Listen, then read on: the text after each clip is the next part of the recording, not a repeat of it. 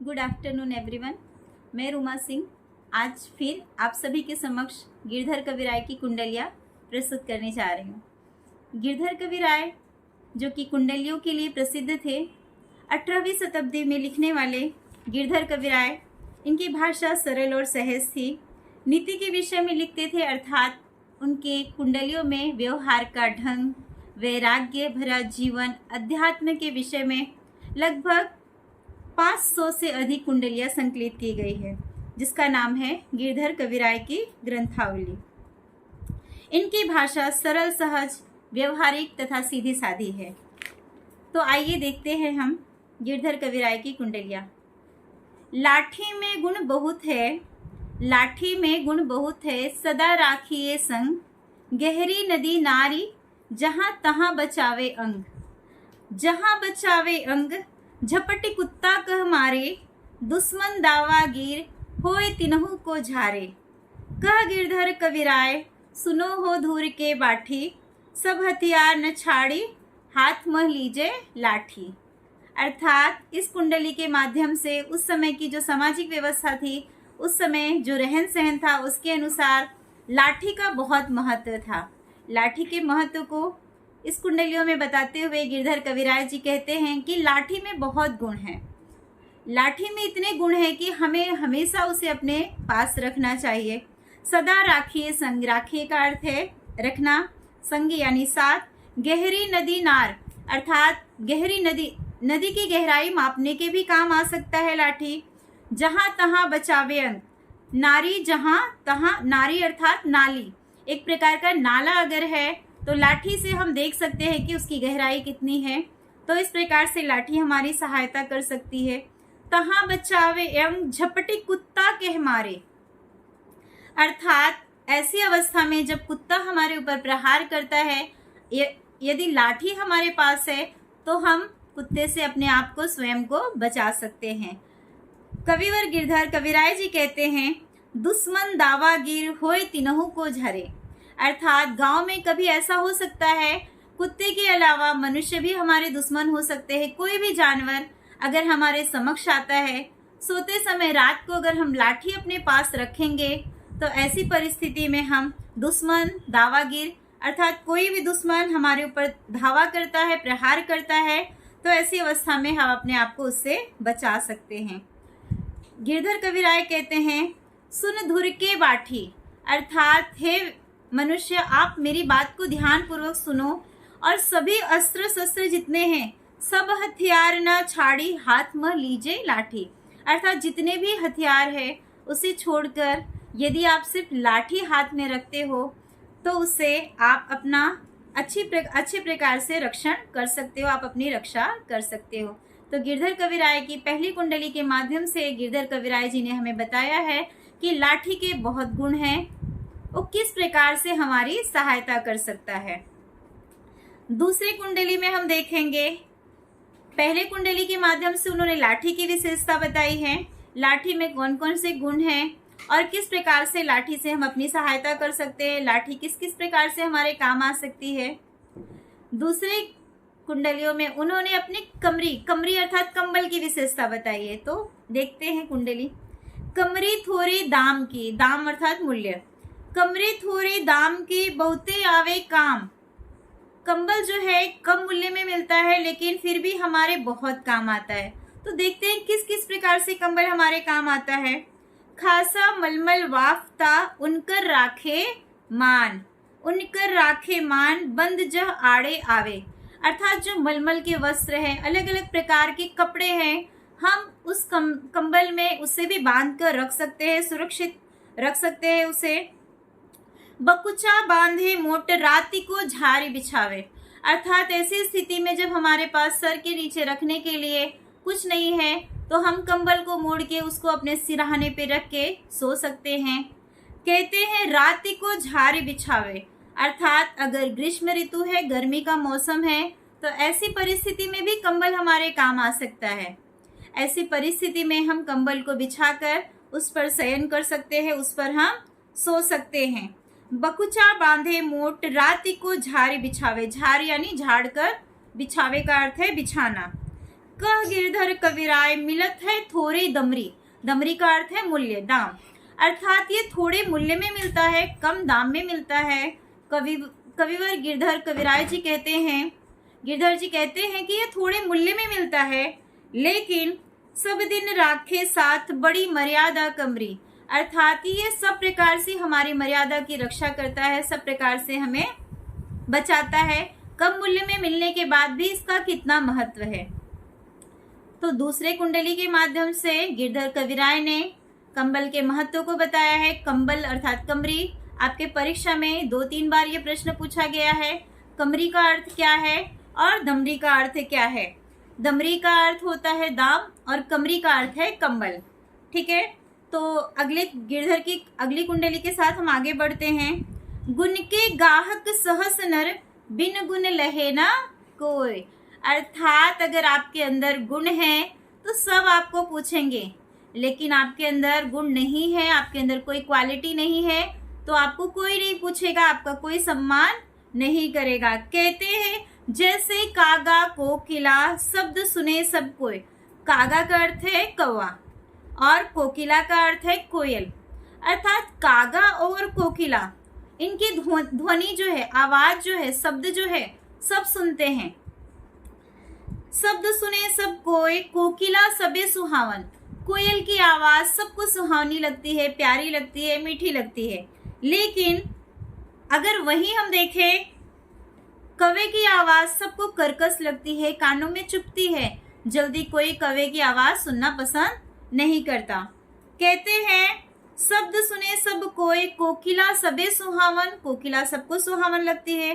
दो को एक रंग, काग सब भय अपावन, काग की आवाज सुनकर, कौवे को देखकर सब अपवित्र मानते हैं, अपवित्रता की भावना मन में आती है। वहीं कोयल को देखकर सब प्रसन्न हो जाते हैं। दो को एक रंग, काग सब भय अपावन, दोनों के एक रंग होने के बाद भी दोनों के गुण जो अलग अलग हैं, गुण के कारण ही दोनों की समानता नहीं है, दोनों में कोई समानता नहीं है।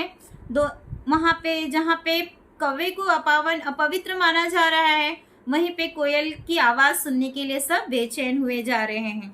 कह गिरधर कविराय सुनो हो ठाकुर मन के, बिन गुण लहे न कोय, सहस नर गाहक गुण के, अर्थात गिरधर कविराय जी ने इस कुंडली के माध्यम से हमें बताया है कि मनुष्य को अपने अंदर ऐसे गुणों का समावेश करना चाहिए जिससे समाज में उसकी मान और प्रतिष्ठा बढ़े और वो लोगों की किसी ना किसी प्रकार से काम आ सके। अर्थात अगर आप किसी के काम नहीं आ सकोगे तो आपका कोई मूल्य नहीं है। जिस प्रकार से आप दूसरों की मदद चाहते हैं तो लोग भी आपसे कुछ ना कुछ सहायता चाहते हैं, तो आपको इस भावना को मन में रखते हुए आगे कहते हैं, आगे हम देखेंगे गिरधर कविराय की अगले कुंडली के माध्यम से। कहते हैं साईं सब संसार में मतलब का व्यवहार, साईं सब संसार में मतलब का व्यवहार, जब लग पैसा गांठ में तब लगता को यार, अर्थात कहते हैं कि हे ईश्वर, इस संसार में सब मतलब का व्यवहार है। जब तक हमारे पास पैसा है तब तक हमारे पास लोगों का भीड़ इकट्ठा रहता है, लोग हमारे पास रहते हैं, हमारी खबरें लेते हैं। लेकिन जब हमारी अवस्था बिगड़ जाती है, ऐसी परिस्थिति में कोई हमसे बात भी नहीं करना चाहता, हमारे पास आना भी नहीं चाहता, हमें इग्नोर करने लगता है। कहते हैं जब लग पैसा गांठ में तब लग ताको यार, यार यानी मित्र, हमारे पड़ोसी, रिश्तेदार, हमारे सगे संबंधी हमें तभी पूछेंगे जब तक हम सक्षम हैं, हमारे पास सब कुछ है। लेकिन जब हमारी परिस्थिति खराब होती है, जैसे कहते हैं सब दिन होत न एक समाना, अर्थात कोई भी व्यक्ति ऐसा नहीं है जिसका हर दिन एक समान हो। हर इंसान के जीवन में दुख सुख लगा रहता है, तो कभी भी हमारे मन में अहंकार की भावना नहीं होनी चाहिए। पैसा रहे न पास, यार मुख से नहीं बोले, अर्थात हमें इस प्रकार से व्यवहार बिल्कुल नहीं करना चाहिए कि जब तक पैसा पास में है तब तक हम सामने वाले व्यक्ति से व्यवहार करते हैं, और जब पैसा पास नहीं है तो हम उससे बोलना भी पसंद नहीं करते हैं। कहते हैं कह गिरधर कविराय जगत यही लेखा भाई, करत बिगड़ जी प्रीत, यार बिरला कोई साई। अर्थात इस संसार में कोई एकाध व्यक्ति ही ऐसे हैं, 100 में से 1-2 व्यक्ति ही ऐसे हैं जो बिना किसी मतलब के, बिना किसी स्वार्थ के एक दूसरे से प्रीति करते हैं, एक दूसरे की फिक्र करते हैं, चिंता करते हैं। और बाकी ऐसे हैं जो कि सिर्फ स्वार्थी प्रवृत्ति के हैं, सिर्फ अपने विषय में सोचते हैं। कहते हैं तो ये गिरधर कविराय की चौथी कुंडलियों में उन्होंने बताया है कि यह दुनिया जो है, पूरा जो ये संसार है, सब स्वार्थी प्रवृत्ति के लोग हैं। बहुत कम ऐसे लोग हैं जो बिना स्वार्थ के किसी से व्यवहार रखते हैं। कहते हैं अगर ऐसे व्यक्ति भी ना होते तो यह संसार नहीं होता। आगे देखेंगे गिरधर कविराय की अगली कुंडली में। कहते हैं रहिए लटपट काट दिन, बरु धामे माँ सोए, छान न बाकी बैठिए, जो तरु पत्रो होए। अर्थात कहते हैं कि हमें कभी भी ऐसे पेड़ के नीचे, ऐसे वृक्ष के नीचे बैठने चाहिए जो बहुत पुराने हो, जो तरु, जो वृक्ष पतले हो, अभी अभी उत्पत्ति हुई हो, उनके सामने, उनके नीचे हमें नहीं बैठने चाहिए। जो तरु पातरी हो, एक दिन धोखा देही। अर्थात अगर तरु वृक्ष पतला है तो अगर हम उसके नीचे बैठते हैं, तेज आंधी आने के कारण हम उसके नीचे, हमें चोट भी पहुंच सकती है, हम चोटिल हो सकते हैं। तो कहते हैं कि कभी भी, इसका तात्पर्य यह भी है कि हमें कभी भी अनुभवी व्यक्ति के पास बैठना चाहिए। अर्थात आपके परिवार में आपके दादा दादी, नाना नानी, आपसे जो ज्येष्ठ बुजुर्ग होंगे, उनके समक्ष अगर आप बैठते हो तो आपको बहुत सारे अनुभव प्राप्त होंगे, ज्ञान की बातें पता चलेगी, आपको समाज में कैसे रहना है, कैसे व्यवहार करना है, उनकी प्रवृत्ति के बारे में और उनके अनुभव के बारे में वो आपसे साझा करेंगे। तो पेड़ के माध्यम से कविवर गिरधर कविराय ये भी बताना चाहते हैं कि हमें ऐसे लोगों के सानिध्य में रहना चाहिए जो अनुभवी है। ऐसे लोगों के सानिध्य में नहीं रहना चाहिए जिन्हें कुछ पता ही नहीं है। अगर ऐसे लोगों के समक्ष, ऐसे लोगों के पास हम रहते हैं तो हम कभी भी धोखा खा सकते हैं। जा दिन बहे बयारी, बयारी यानी हवा। अगर किसी दिन हवा बहती है, टूटी जब तब जर से जइहें। अर्थात ऐसी अवस्था में हम अगर हम समस्या में पड़ जाएंगे तो पूरी तरह से हम टूट जाएंगे। कह गिरधर कविराय छाह मोटे की गई। अर्थात कभी भी हमें जो बुजुर्ग हैं, जो अनुभवी है, उनके छांव में, उनके सानिध्य में ही रहना चाहिए। तो इस कुंडली के माध्यम से गिरधर कविराय ने हमें बताया है कि हमें कभी भी अपने से बड़ों के साथ, हम जो अनुभवी है उनके पास बैठ के जो भी उनको अनुभव है उनका अनुभव लेना चाहिए, बल्कि अपने से छोटे उम्र के साथ बैठ के उन्हें अगर हम कुछ बता सकते हैं तो ठीक है, लेकिन हमें समय बर्बाद नहीं करना चाहिए। समय हमारे लिए बहुत मूल्यवान है।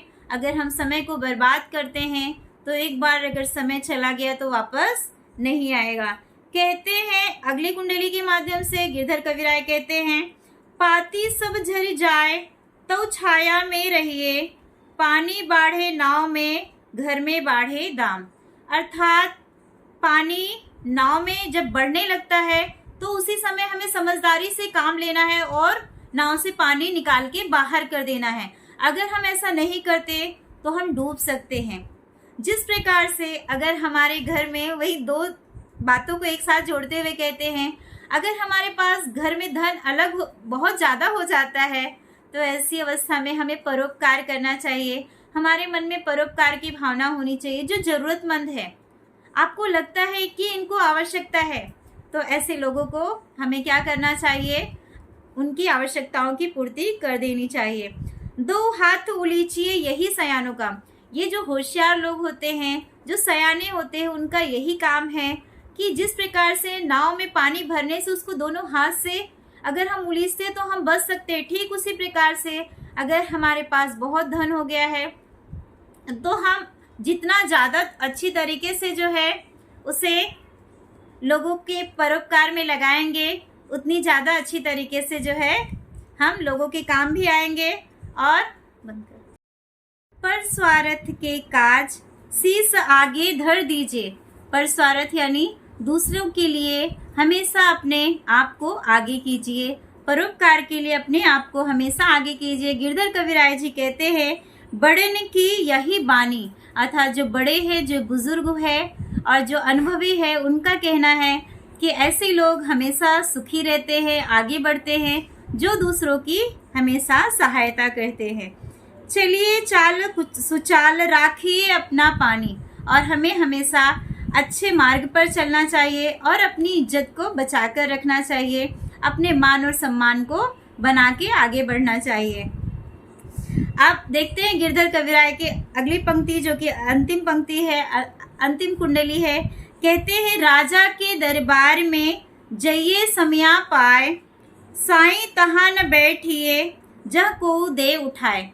अर्थात हमें ऐसे घर में नहीं जाना चाहिए, ऐसे स्थान पर नहीं जाना चाहिए जहाँ पर हमारा सम्मान ना हो, चाहे वहाँ पे राजा महाराजा ही क्यों ना रहते हो, चाहे वहाँ पर दूध की नदियाँ ही क्यों ना बहती हो।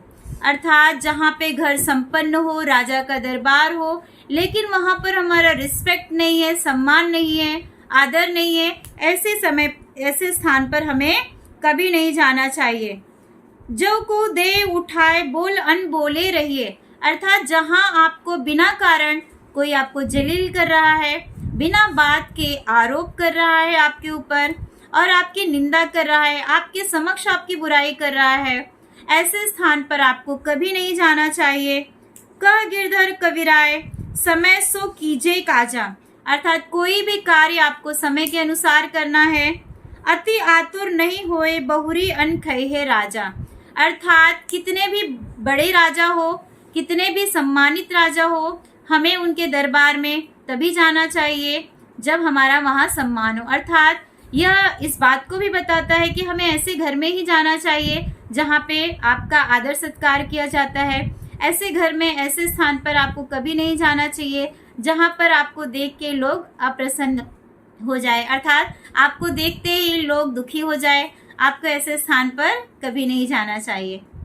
मुझे आशा है आपको ये गिरधर कविराय की कुंडलियाँ पसंद आई होंगी। तो आगे मिलते हैं अगले वीडियो के साथ, लेकिन साथ ही साथ चैनल को लाइक, सब्सक्राइब और कमेंट करना ना भूलें। धन्यवाद।